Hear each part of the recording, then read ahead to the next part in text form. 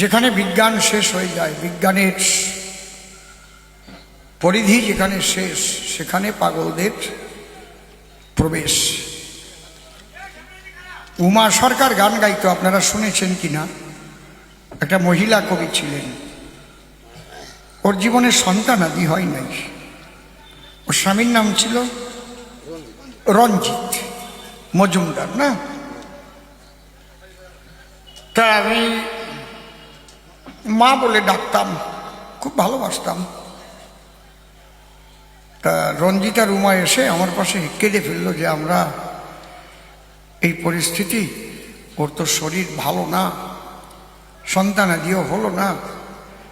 আমি বললাম চলুন কল্যাণী কার্নিভাল নার্সিংহোমে, ওখানে নিয়ে যাই। বড়দা আছে, মেজদা আছে, ছোটদা আছে,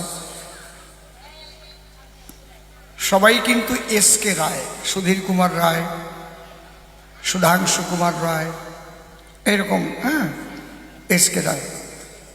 তা নিয়ে গিয়ে ওখানে আল্ট্রাসোনোগ্রাফি করে দেখা গেল, অনেক দিন আগের কথা বলছি, কিন্তু ধরুন 35 বছর আগের কথা হবে। তখন আল্ট্রাসোনোগ্রাফি সব জায়গায় ছিল না।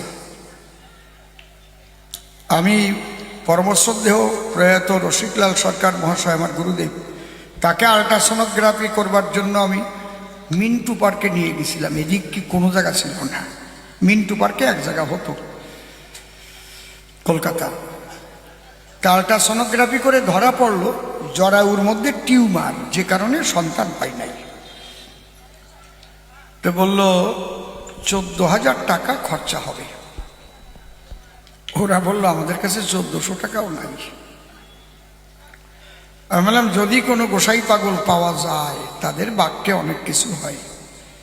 তা আমার গান আছে চকবাজার কাল নাই, আমি আর নারায়ণদা গান গাবো, তোমরা দুইজন যেও। আমার গান হলে